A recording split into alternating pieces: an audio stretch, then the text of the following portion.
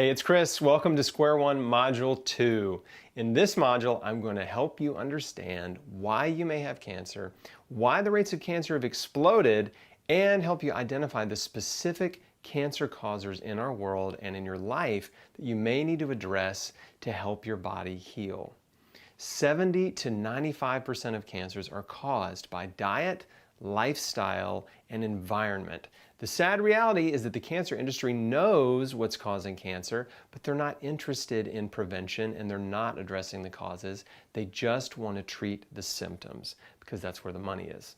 This is where you come in, because with education and action, you can identify and remove many of these potential cancer causers in your life. The more you can reduce your body's toxic load, the better your odds of preventing and healing cancer. Now, the first thing on a cancer patient's mind after a diagnosis is, why me? Like, why did this happen to me? How did I get cancer?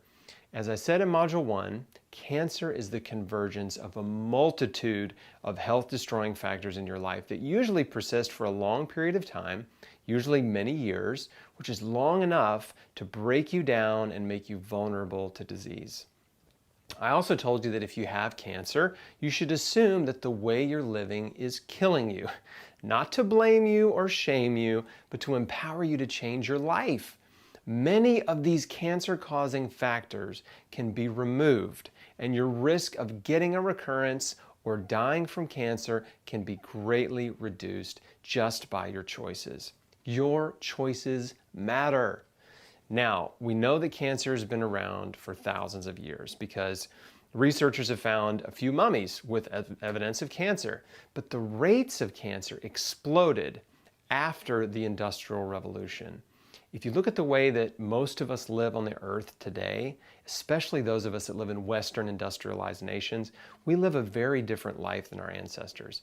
Our diet and lifestyle is different. Our work habits are different. Our recreation habits are different. Our entertainment habits are different. It's all totally different. For most people, their cancer wasn't caused by one thing. There may have been many instigators, but there were many other factors in their life that contributed to cancer's development. Years ago, a study was published which found that the rate of cancer among Japanese smokers was nearly 7 times lower than American smokers. Why?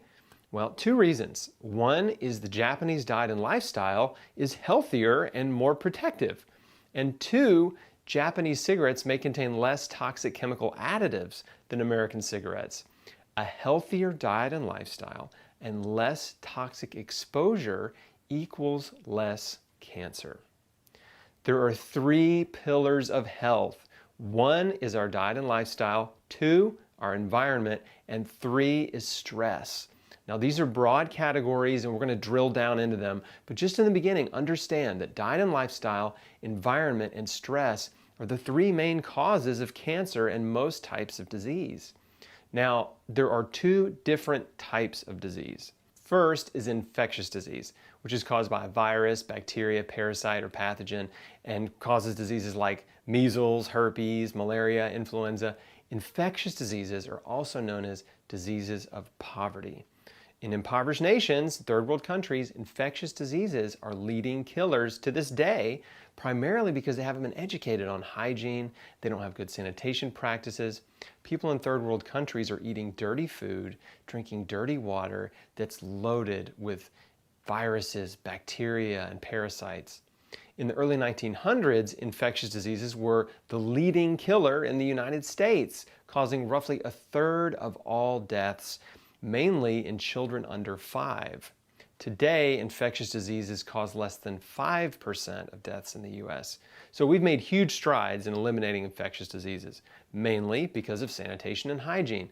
Simple things like washing our food, washing our hands, public water treatment, and regulations that prevent contamination in food production.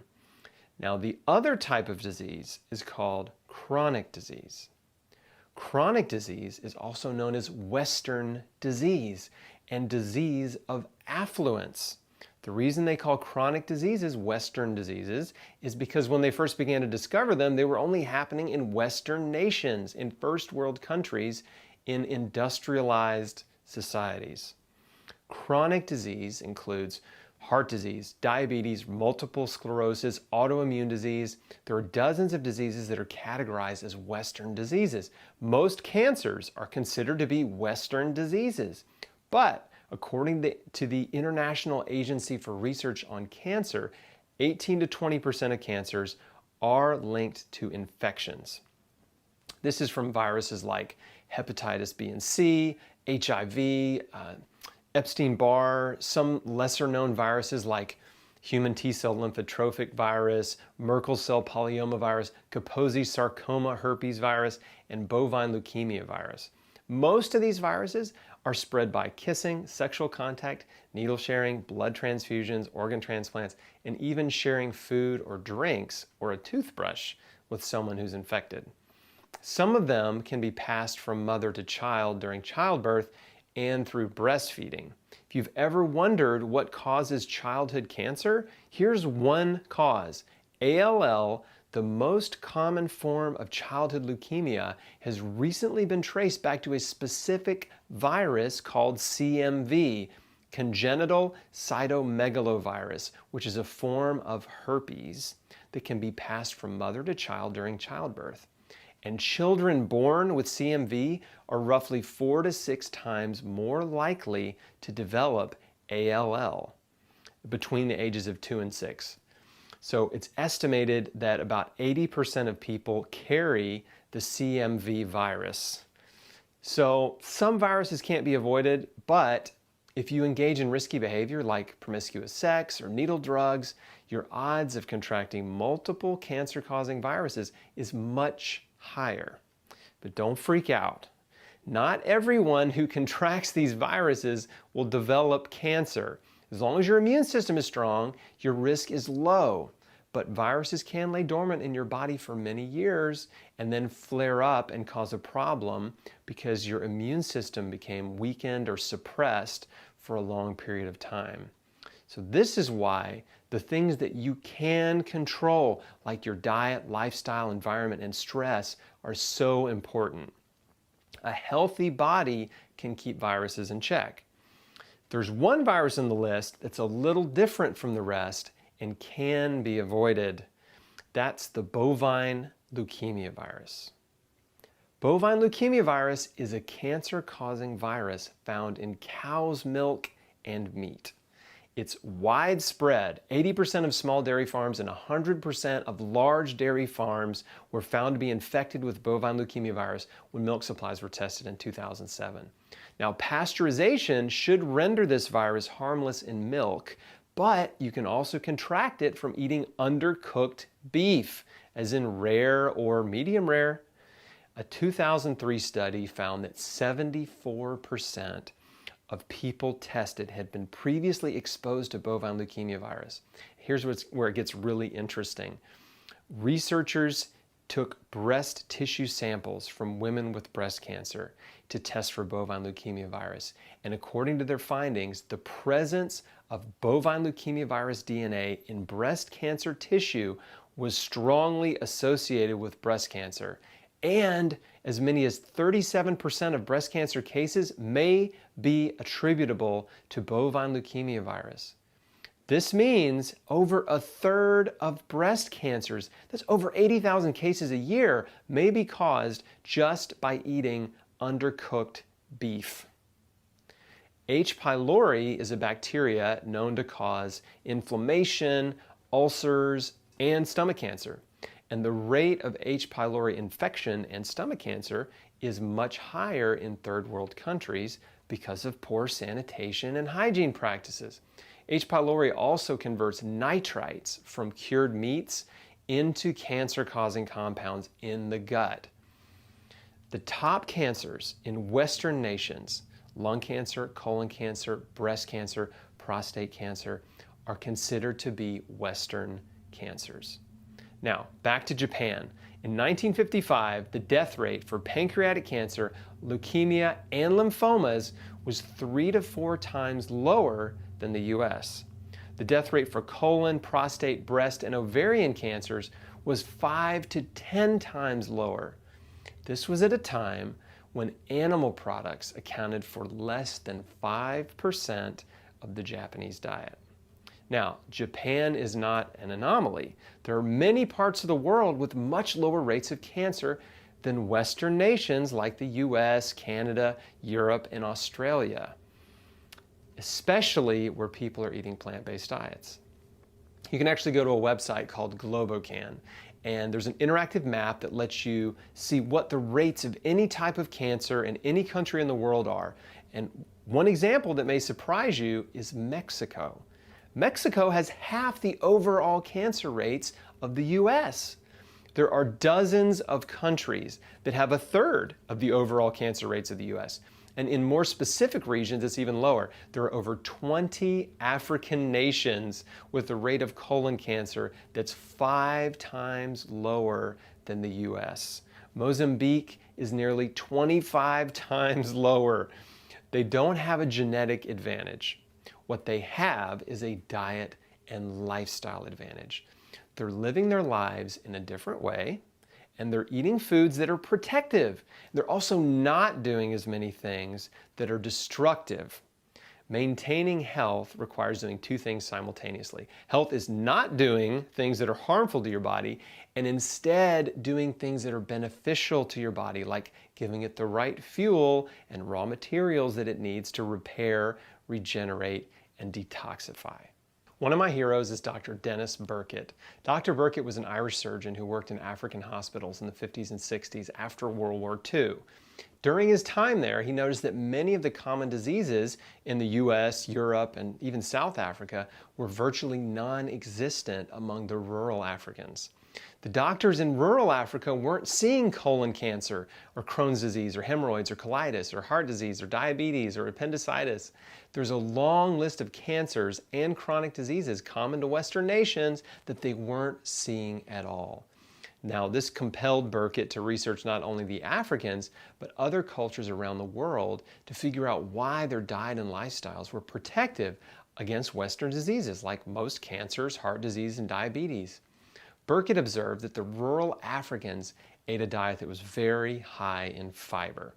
His hypothesis was that their high-fiber diet was protective against colon cancer, heart disease, and many other Western diseases. And Burkitt's research is the reason dietary fiber became a household word in the 1970s. What we know now is it wasn't just the fiber. Like I said earlier, it was the things they were doing and the things they weren't doing that were producing optimal health for these people. So what were they doing? Well, the rural Africans were eating a diet that was very high in fiber. They were eating a starch-based diet, a plant-based diet. They weren't vegetarians or vegans. They were just people living in the African bush. They were living in small villages and they were eating whole foods from the earth. They were living off starchy vegetables.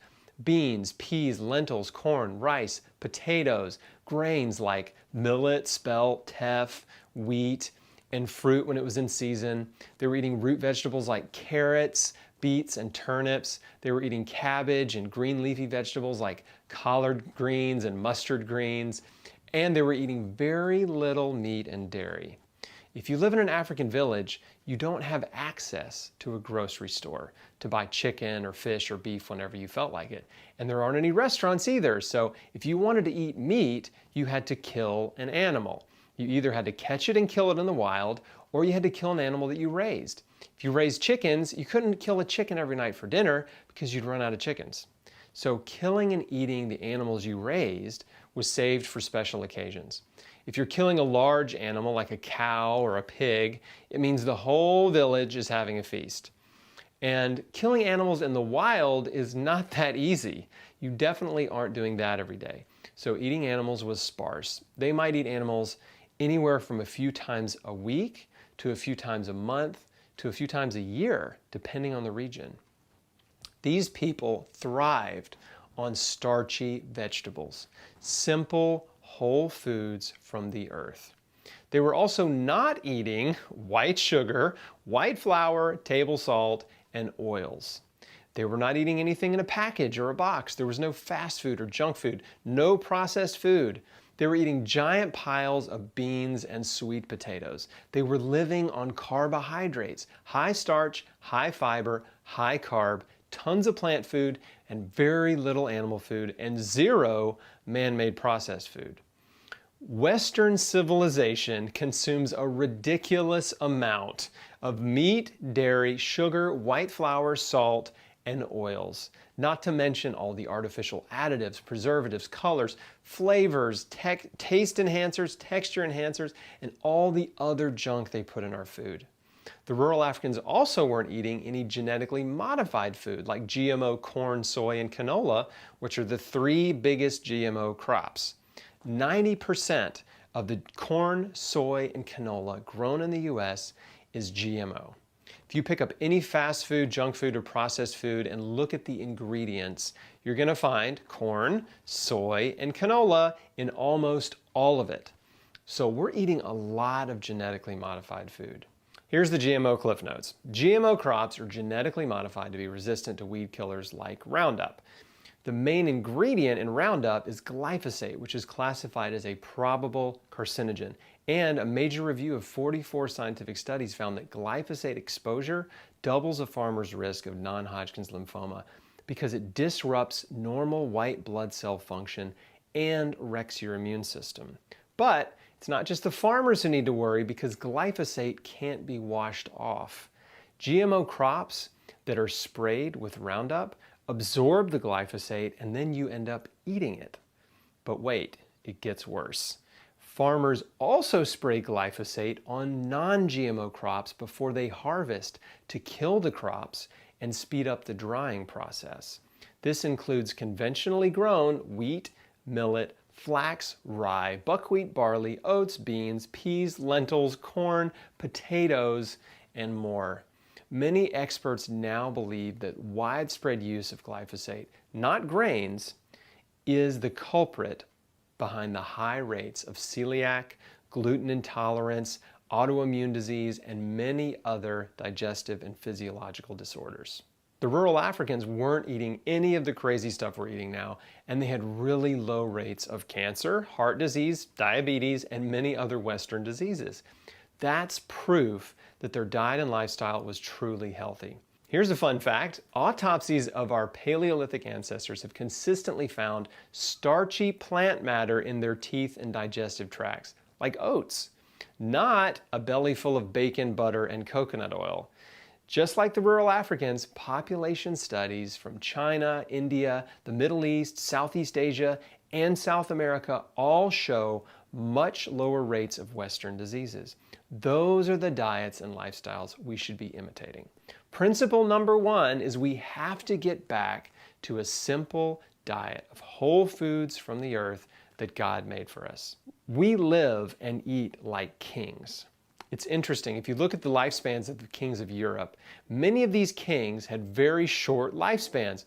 Rich people got rich people diseases. Wealthy people got gout, heart disease, and cancer because of their diets. Our wealthy ancestors and kings were also often obese. Back then, obesity was a sign of wealth, and at one point in history, obese women were considered the most beautiful because it was a sign of their socioeconomic status. Today, we're eating nearly the same diet as the wealthy kings hundreds of years ago. Instead of eating a pauper's diet, we're eating a king's diet.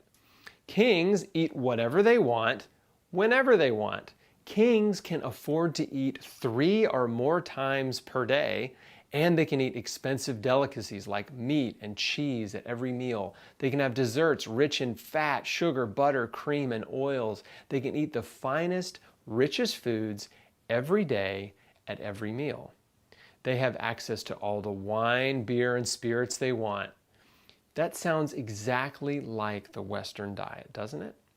We're eating all the food we want, tons of meat, dairy, sugar, salt, and oils, but today it's even worse because we have all the extra junk, the artificial additives, preservatives, flavors, and colors, and GMOs. Our modern diet is a king's diet, but worse. If you eat a king's diet, you're going to get king's diseases. I really want to hammer this home. You have to get back to a simple diet that is based on whole foods from the earth. You don't have to become a vegan or a vegetarian or take on some type of dietary identity or religion. You just have to start making good choices. We want to mimic the healthiest people on earth. We can learn from successful people, right? If you want to be successful in business, you study and implement the habits of successful business people. If you want to live a long, healthy, chronic disease-free life, then you study and implement the habits of large populations of people that are living long, healthy, disease-free lives. One of my favorite books is The Blue Zones. The Blue Zones was a National Geographic project started by Dan Buettner, who took a team around the world to study specific regions with exceptionally long-living people. The goal was to learn the secrets to long life and to essentially reverse engineer longevity. They identified multiple regions called blue zones with the highest percentages of people living past 100. This includes Okinawa, Japan, Sardinia, Italy, the Greek island Icaria, and Nicoya, Costa Rica. And surprisingly, there is actually one American blue zone, Loma Linda, California.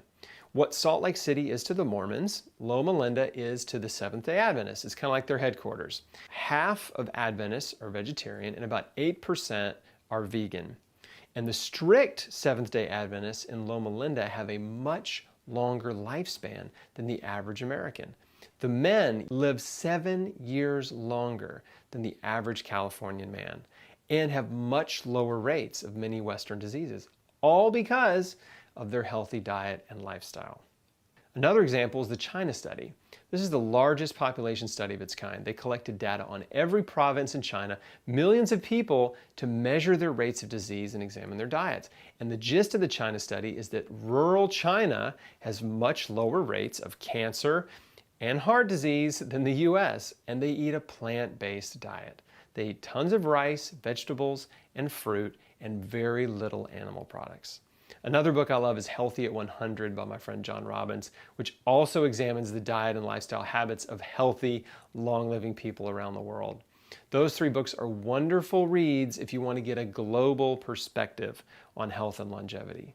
Truth is simple, and the simple truth is that our diet and lifestyle choices can promote health or disease. You can dig your grave with your teeth if you so choose.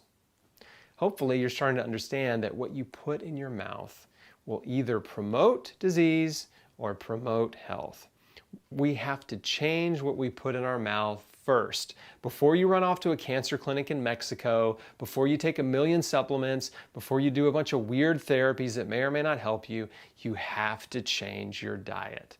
Nutrition is the foundation of health. Circling back to Dr. Burkitt, after Burkitt observed that the rural Africans ate a high-fiber, high-starch, plant-based diet, he was curious about their bowel movements. He wanted to know how many times a day they pooped, how big their poops were, the consistency, and he wanted to know how quickly food moved through their bodies. So he weighed their poops, and they were twice as big as American poops. And they were soft, more like a cow patty than a log. Then he added special dye to their meals to measure their transit time, and he discovered that their average transit time from mouth to anus was 30 hours, basically 1 day. And you can do the same thing with beets. Just eat a serving of beets with a meal, and then every time you poop, take a look at it, and at some point, your poop is going to be beet red. And it might scare you for a second, but don't worry, it's just the beets. And that's how you can measure your own bowel transit time. So Burkitt discovered that the average transit time for the rural Africans was 30 hours. He conducted the same test on Europeans and Americans, and their average transit time was 72 hours. It was taking nearly 2.5 times longer for food to make its way through their bodies. Why? Because Americans and Europeans were eating so much more meat, dairy, and refined processed food. A high-starch, high-fiber diet is easily digested and it moves through your body quickly. Meat, dairy, and white flour are slow movers and cause constipation. Even if you poop every day, you still may have a long transit time. You may think you're regular because you're going every day, but what you're pooping today may be what you ate 3 days ago. That's not good. Do the beet test and find out how quickly food is moving through your body. Now, there's an easy remedy to constipation, and that's to switch to a whole foods plant-based diet. Lots of fruits and vegetables, which are naturally high in fiber and starch. You don't need to take a fiber supplement, just eat lots of fruits and vegetables every day. By the way, Burkitt also did the same study on nursing home patients, and he found that their average transit time was about 2 weeks. 2 weeks! Can you imagine? Now, why is this so important? Like, why does transit time matter? Here's why. Your liver is one of your body's main detoxification organs. Your liver dumps metabolic waste into your digestive tract. When you eat food, whatever's not digested, like insoluble fiber, moves through your digestive tract and it absorbs that liver bile and carries it out the back door. Now, a high fiber, high starch diet does a really good job of absorbing those toxins that are secreted by your liver and carrying them out quickly. If you get a diet that's high in meat and dairy, it moves through very slowly, and the meat and dairy and whatever else you ate mix with the liver bile and it all putrefies and it creates toxic byproducts. Some of them are called fecal mutagens. What's grosser than gross? Fecal mutagens. These toxic byproducts irritate and inflame the lining of your digestive tract, especially your colon. They cause irritation and precancerous inflammation.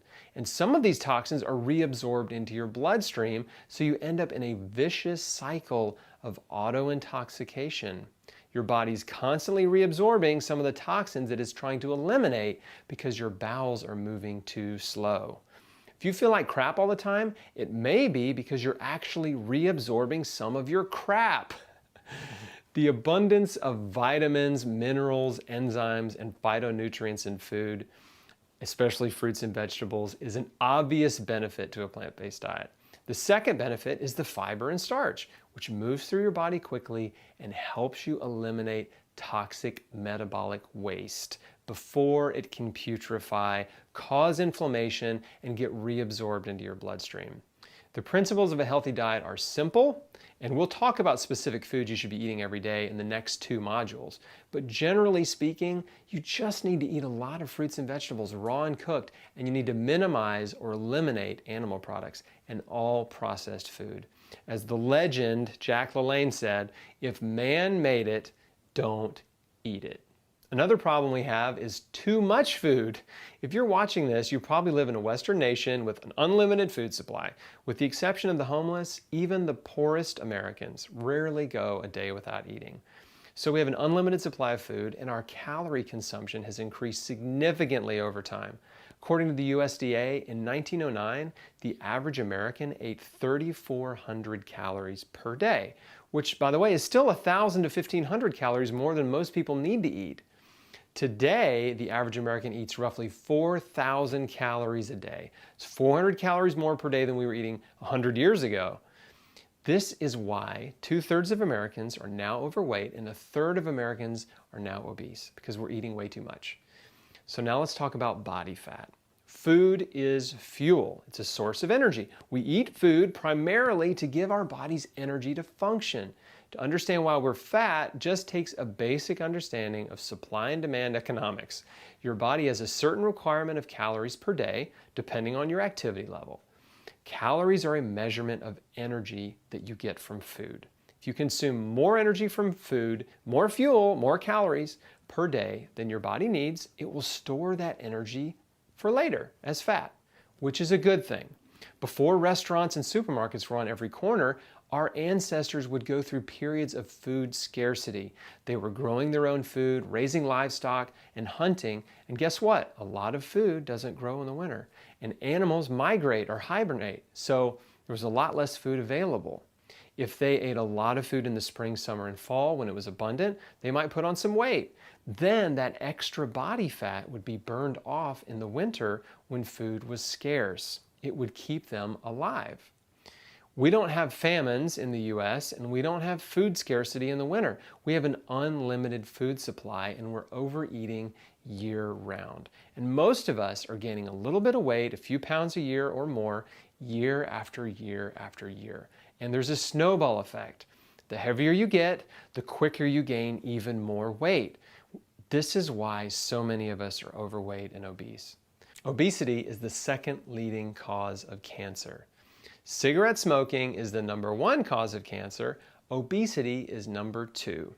When you're carrying a lot of extra fat on your body, it's a huge burden to your system.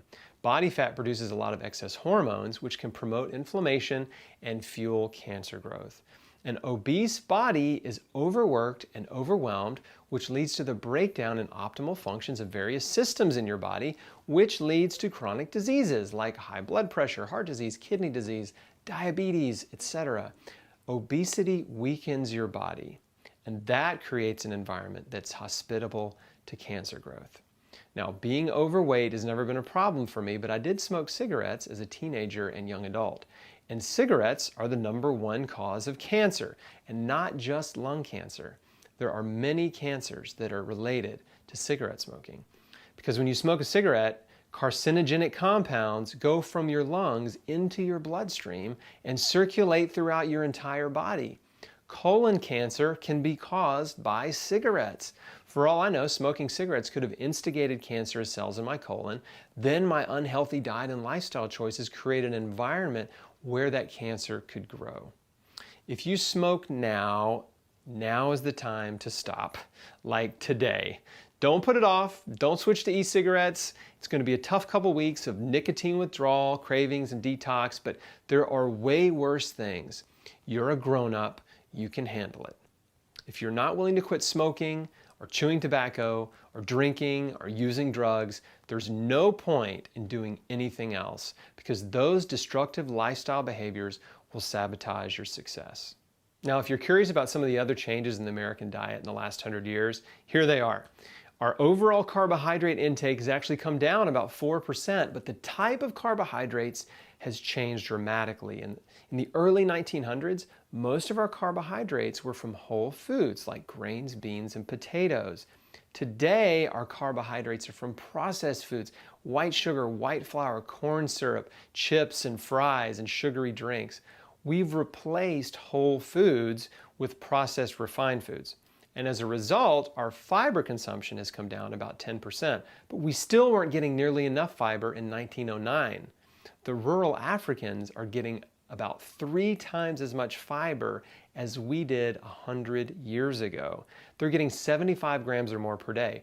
We're also eating about 20% more animal protein than we were in 1909.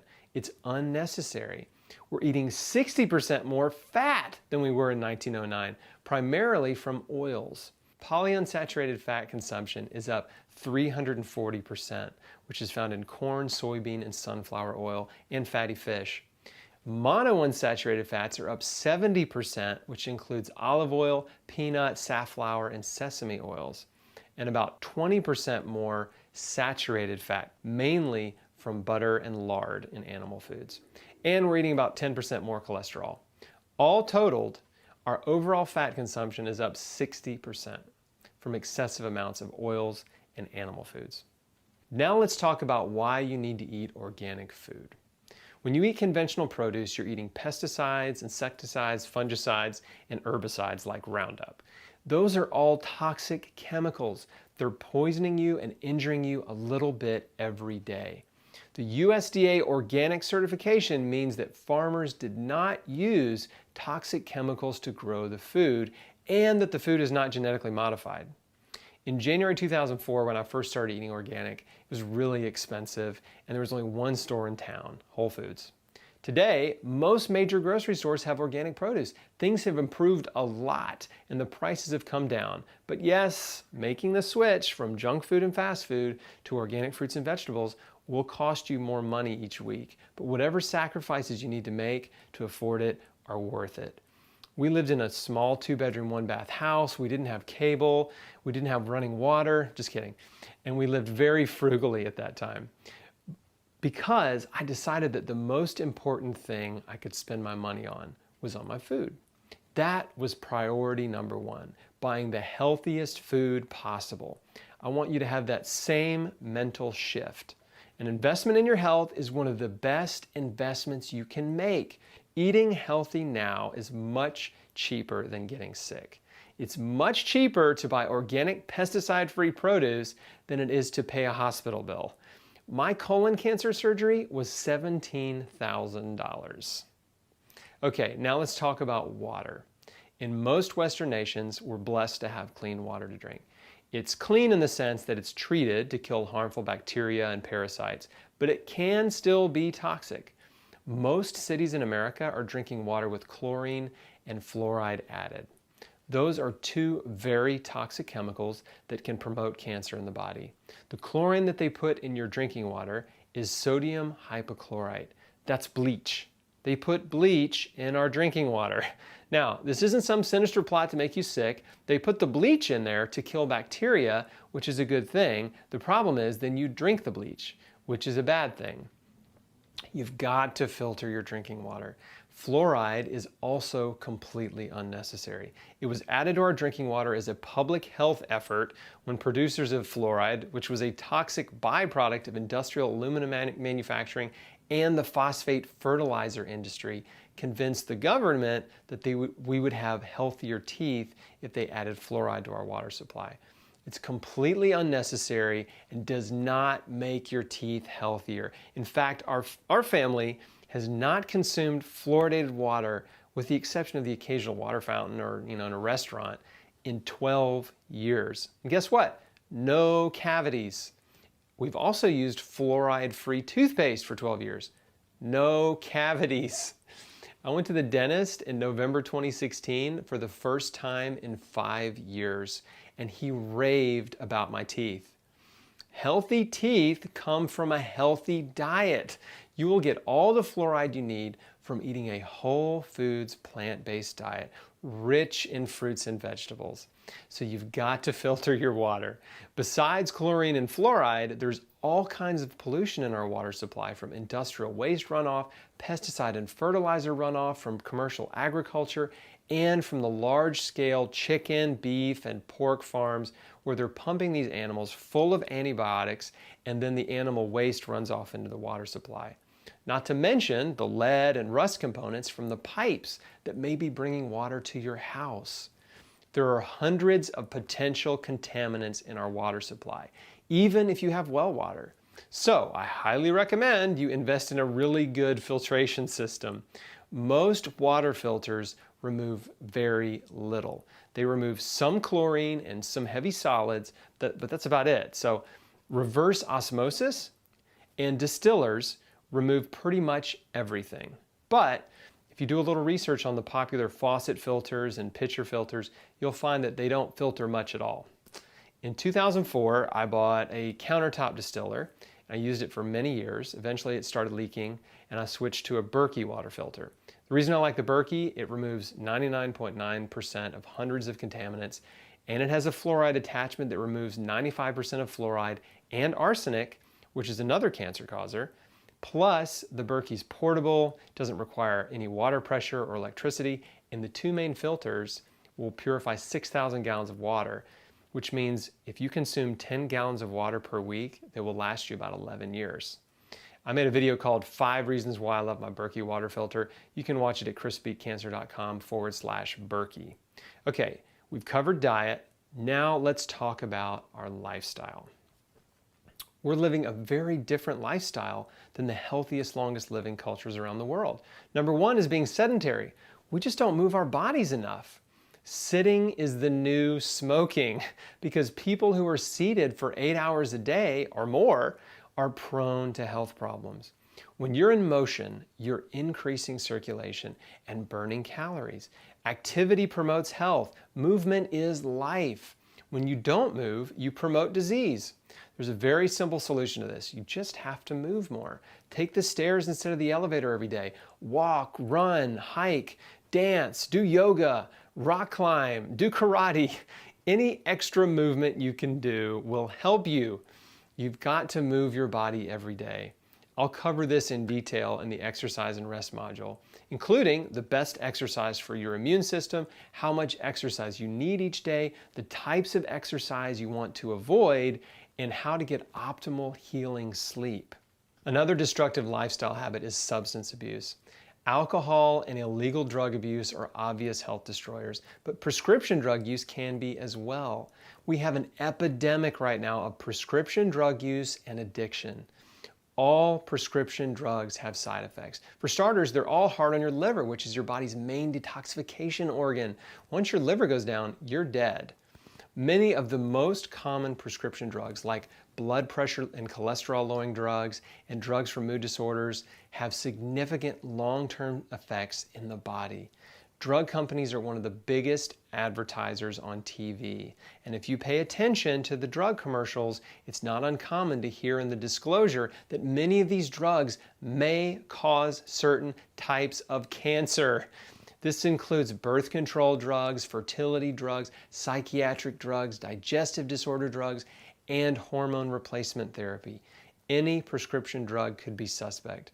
Read the warning labels carefully.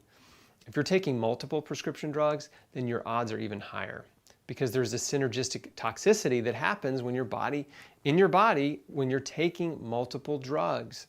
Something else you need to know. There are over 100 prescription drugs that inhibit the production of melatonin, which is one of the most powerful anti-cancer hormones in your body. Melatonin stops cancer growth, but it's only produced at night when you sleep. This is also why it's common for people who take prescription drugs to suffer from insomnia.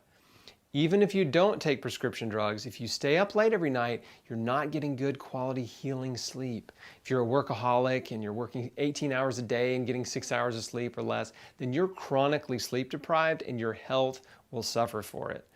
Melatonin is a key component of cancer prevention and healing. Now, I realize getting off prescription drugs can be tricky, and quitting cold turkey can even be life-threatening depending on the drug and your medical condition. If that's your situation, I want to encourage you to share this goal with your doctor who can work with you to hopefully reduce some of your doses now and help you get off prescription drugs over time as your health improves. Remember, you might feel lousy for a week or more while you're breaking your body's dependence on prescription drugs. But once your body fully detoxifies and adapts to functioning without drugs, you will feel good again. Okay, so let's recap. The diet and lifestyle habits that promote cancer are smoking, drinking, illegal drug use, prescription drug use, being sedentary, and lack of sleep. I eliminated every negative lifestyle habit in my life. For some of you, this may sound like a daunting task, but don't be overwhelmed. I did it, and you can do it too. And I'm going to walk you through it step by step in the rest of the SQ1 course. Circling back to what I said at the beginning of this module, there are 3 pillars of health: your diet and lifestyle, your environment, and stress. So let's talk about factor number 2, environmental pollution. We live in a world full of toxic chemicals. There are over 80,000 man-made chemicals in our environment. Thousands of new chemicals are approved every year by the government, and many of these chemicals do not have adequate safety testing. Some of them are known carcinogens. Many of them are industrial and agricultural chemicals, and some are pharmaceutical drugs like certain chemo drugs. We're being bombarded with cancer-causing industrial chemicals. Next, we've got toxic pollutants in our environment, like air pollution from automobile and industrial exhaust. LA has a notorious smog problem from pollution. But you may be surprised to know that American cities don't even crack the top 1,000 most polluted cities on Earth, according to the WHO. Cities in India, Saudi Arabia, China, and Russia have some of the worst pollution. But it doesn't take much to make you sick. So it's important to take a look at your environment. Do you live in a polluted area? Are you breathing toxic fumes? We used to think that living out in the country was a healthy place to live. Not necessarily. If you're surrounded by conventional farmland, then you're bombarded with toxic pesticides, herbicides, fungicides, and fertilizers. You may work in a toxic environment. If you work in a factory around industrial chemicals, paints, varnishes, solvents, and plastics, and you're breathing in smoke and fumes every day, these are potential cancer causers. If you're a mechanic working around gas, oil, lubricants, antifreeze, engine exhaust, Even hairdressers have elevated rates of cancer because they're breathing the fumes from bleaches, dyes, straighteners, hairspray, nail polish, all of the chemicals in beauty products. Even working at a print shop or a copy place where you're breathing printer ink all day long could be hazardous. Dry cleaning chemicals are notoriously toxic. I just found out a few months ago that the groundwater under the house I lived in when I had cancer has been polluted for years by chemicals from a former dry cleaner around the corner.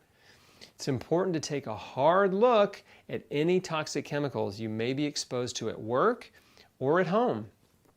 Incense, candles, and air fresheners may smell nice, but they also put out toxic smoke and chemical fumes. Get rid of them. Diffusing essential oils is a much safer alternative. While you're at it, it's a good idea to replace any toxic chemical cleaning products with natural, non-toxic ones. Laundry detergent, dish soap, spray cleaners, Dr. Bronner's, Earth Friendly, and EcoVer are a few top-rated green cleaning products that I like. Also, check your house for toxic mold and radon. Toxic mold can make you very sick and vulnerable to cancer, and radon gas is the second leading cause of lung cancer besides smoking, causing about 10% of lung cancer deaths in non-smokers. Mold and radon test kits are inexpensive, and you can buy them on Amazon and at many hardware stores. Finally, in addition to the toxic chemicals that you may be putting in your body, there's also the chemicals you're putting on your body. Your skin eats what you put on it. If you're putting body care products on your skin, lotions, potions, creams, makeup, toners, your body is absorbing that stuff into your bloodstream. The ingredients in personal care products are largely unregulated and can contain known cancer causers like formaldehyde and endocrine disrupting chemicals like phthalates and parabens.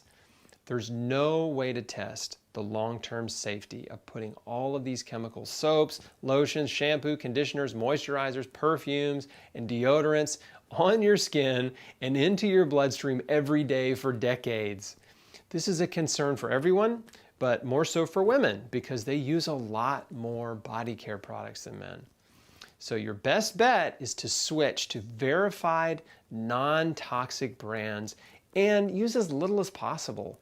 Healthy, beautiful skin is created by your diet from the inside out. You can research non-toxic skincare, makeup, and cleaning products on the Environmental Working Group website. That's ewg.org. They have a searchable database with thousands of products. It's a great way to find clean, non-toxic home and body care products. If you have cancer, or if you want to prevent cancer, you need to reduce your toxic load as much as possible. Every little bit helps. Like I said in the beginning of this talk, cancer is the convergence of multiple health-destroying factors in your life and in your body. If you imagine the effect of all these pollutants coming into your body every day, well, the more you can eliminate, the better. The harder your body has to work at detoxification, the less energy and capacity it has to prevent or heal cancer. If you're constantly overeating, putting tons of toxins in and on your body, and breathing toxic fumes, your body is working overtime every day to process all the junk that's coming in. And just like a factory, if everybody's working overtime with no breaks, then problems are going to arise, but everyone's too distracted to notice. And that's how cancer goes undetected in the body. 70 to 95% of cancers are caused by diet, lifestyle, and environmental factors. The sad reality is the cancer industry knows what's causing cancer, but they're not interested in prevention and they're not addressing the causes. They just want to treat the symptoms because that's where the money is. The more you can reduce your body's toxic load, the better your odds of preventing and healing cancer. Now, some things you can change quickly, like exercising every day, switching to an organic diet, getting rid of all the toxic stuff in your home, like the body care products and chemical cleaning products, air fresheners, candles, incense. But other changes take time, like getting off prescription drugs, or changing jobs, or moving. Remember, this is a process. The goal is not perfection. The goal is continual improvement. All the small changes you make will add up to a big change over time. So don't let the changes you need to make overwhelm you and stress you out. Just make a to-do list and get after it. The 3 pillars of health are diet and lifestyle, environment, and stress. Stress is so important that I dedicated an entire module to it. In Module 7, I'll show you how to identify and eliminate the harmful, health-destroying stress in your life. Stress is the X factor in cancer. It's the one thing that can outweigh everything else you do. Don't skip Module 7. For some of you, it will be one of the most important modules in the entire course. Now, the next 2 modules are all about the anti-cancer diet. I'll show you exactly what I ate every day to help my body heal cancer, along with the nutritional science that supports it all. This is a simple, powerful, proven dietary protocol featuring the most potent anti-cancer fruits, veggies, herbs, and spices. My simple daily anti-cancer routine, juicing and smoothies, raw food versus cooked food, whether or not you should eat animal protein, and more. Don't miss the anti-cancer diet modules. Thanks for watching. I'll see you on the next one. Hi, I'm Joanne. In mid-August 2017, I had a mole removed off my left forearm. The biopsy came back, melanoma, no margins, which is not a good thing. It means that when they remove the mole, there's still cancer in your arm. I set up an appointment to see an oncologist, but the timing really wasn't good. I don't know if it's ever good for cancer, but I was just getting ready to turn 70 and we were going overseas on a trip to Israel. So I could only make a couple of adjustments initially, and that was the appointment with the oncologist, and I went vegetarian and added a couple of supplements to my protocol that strengthen the body and fight cancer. I also called my friends and family and my church and asked them all to pray. Pray for healing and for direction. And I needed a lot of direction. I knew that if I ever got cancer, I would not submit to normal cancer treatment, that I would address it naturally. And I didn't have a clue how to do that. I never had cancer, and I needed direction. So we went on our trip, came back, and the first thing that I came across was Chris Bark's Facebook page, Chris Beat Cancer, and he was getting ready to launch his video series. So my husband and I, we purchased it, we watched it together, and it was encouraging to see all these people who had had cancer and now don't because of natural interventions that they had done, and there were various different things. So there was a lot to think about. I bought a juicer, went vegan, went from vegetarian to vegan, stopped eating gluten and sugar. I didn't eat a lot of sugar, but stopped eating any, and juiced every day. Behind me, you can see what I juice. I'm still juicing, and it's been almost 2 years. I've visited 3 oncologists hoping somebody would track me as I was on this journey to health. But it became very clear that they couldn't or wouldn't track me. I was told that I would die, that if I didn't submit to surgery, and it would be a large surgery on my left forearm, they would need to do a skin graft, possible lymph node removal, and radiation. And I knew I didn't want to do any of those things. I didn't want the doctor to take out the cancer and say I was cancer-free without addressing the cause of the cancer. I didn't want to get cancer again. I didn't want it to come back. I didn't want it to come back in different areas or different type of cancer. But I really didn't know what to do step by step. That's why Chris Wark's video series and book and diet, SQ1 diet, were so vital for me. It gave me direction. It was definitely an answer to prayer. And I was praying a lot. A cancer diagnosis puts fear in you. And this is not a healthy or good thing. So after every appointment with an oncologist, I was filled with fear, and I had to pray. I'd pray a lot for a couple of days to get past that and trust the Lord again. He has given us mechanisms in our bodies that are self-healing. when we give our bodies what they need, and I knew that. I knew I had to make changes. I didn't know what they were. Chris was a great starting point. I began to see changes slowly.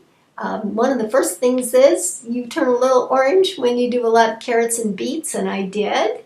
This was an indication my body was getting maximum nutrition, so even though it's not normal to have this shade of color, it is a healthy color.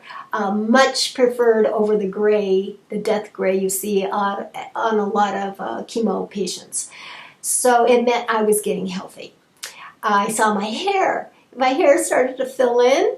At 70, I'm getting new hair instead of losing it. This is a blessing. My nails were getting stronger. I have more energy than I had before. So I could see that God was answering my prayer with people and knowledge and information.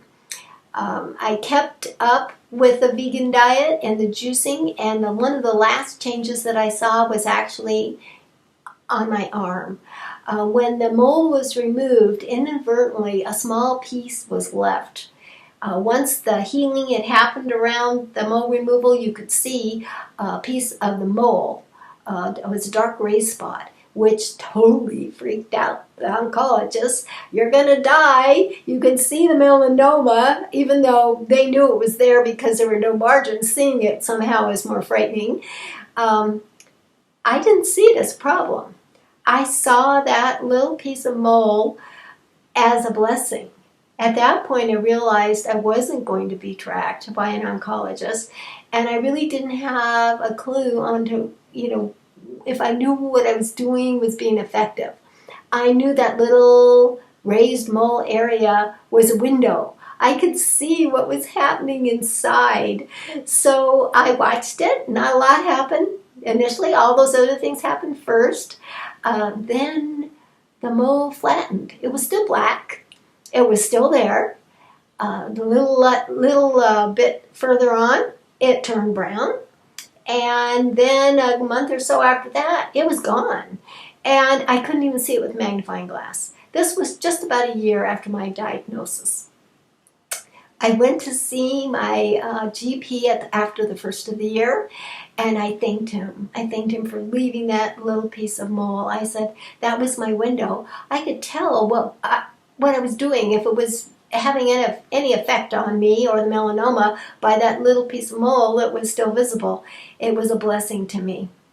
I did see a dermatologist. I'd seen one after I was diagnosed, and I almost didn't go again. And I thought, I need to go. I need to show them that area that had the melanoma is totally clear, and I did. And he affirmed it also. I thank God every day for the people He's given me in my life, the people that care about me and love me and pray for me, and for God's direction every step of my way. He was with me. I thank God for Chris and what he's doing. His interviews with people who have overcome cancer are very inspiring. They're affirming, especially when you're stepping out on your own and don't have a lot of medical support. It's good to hear that other people have gotten well using diet and nutrition and other natural methods. So I am blessed beyond measure. And thank you very much, Chris, for what you do. Hey, it's Chris again. I'm so glad you're watching the SQ1 Encore weekend. So here's what's happening. This weekend only, Saturday and Sunday, all 10 SQ1 video modules are back online to watch for free. And I want to encourage you to watch as much as you can and take as many notes as possible, because the information in this program is powerful. It has saved lives, and it can transform your life if you put it into practice. SQ1 has gotten thousands of rave reviews. If you haven't already, check out the comments below this video and click the button below this video and read the testimonials on the next page. The Encore weekend ends Sunday night at midnight. So if you want to own SQ1 forever, if you want to use it to change your life, and if you want to have it to share with the people that you care about, then I want to encourage you to buy it before the Encore weekend ends to get it at 50% off. Okay, so here's what's included. You get all 10 video modules, either online or on DVD or both. You get the transcripts book, which is the entire course in book form, so you can read along and take notes. You get the SQ1 guidebook, which has the SQ1 recipe guide, the supplement guide, the daily schedule, the healthy home guide with the list of all the non-toxic products we use in our home, makeup, body care, cleaning products, and more. The guidebook also has my Cancer Clinic Rolodex, which is a list of alternative and integrative doctors and clinics that I have confidence in. And it also includes excerpts from my prayer journal and more. So there's a ton of awesome stuff in the guidebook. And you get the downloadable version of the SQ1 audiobook to listen on the go. You also get 7 bonuses worth over $600. You get access to 6 months of live Q&A calls that I do for SQ1 members. You get the Cancer Answers ebook, and you also get lifetime access to the SQ1 online support group, where you can make new friends and connect with like-minded people who understand you and will support you on your healing journey. On top of all that, you'll also get access to my kitchen masterclass, my 3-part Dinners with Chris series, and my water fasting masterclass, all for free. And finally, you get a digital buddy pass, so you can give lifetime online access to the entire program to someone that you care about. Now, you have 3 options to own this program. There's digital, physical, or the combo package. The digital package gives you online access to the SQ1 membership site, where you can watch and download all the videos, the guidebook, the transcripts book, and the bonuses. The physical package gives you all 10 modules on DVD and printed copies of the SQ1 guidebook and the transcripts book shipped to your door. And the combo package gives you everything. So online access to the entire program and the membership site, plus I will ship you the DVD set and the 2 books. That's actually the best deal. And yes, all 3 packages include the bonuses. Now, this is important. The 50% off discount was extended through the ENCORE weekend, but on Sunday night, when the ENCORE weekend ends, the discount ends and the price goes back up. I'm giving you a 6-month satisfaction guarantee on the program because it takes time to change your life. It takes time to implement the nutrition and lifestyle changes that I'll lay out for you in SQ1. You need to go through the modules multiple times. You need to spend time in our support group. You need to get on the Q&A calls to get your specific questions answered. It takes time to restore your health, and I want to make sure you don't have any reservations about jumping on this. So if for any reason in the next 6 months you would like a refund, I will give you a full refund minus shipping. I created this program to help you, and if I can't help you, then I'll give you your money back. That's fair, right? I'm so glad you're watching the ENCORE weekend. Watch as much as you can, take as many notes as you can, and please take advantage of the 50% off right now because the price is going back up Sunday night at midnight. Okay, well, I think that pretty much covers it. Thanks for watching, and I'll see you on the next video.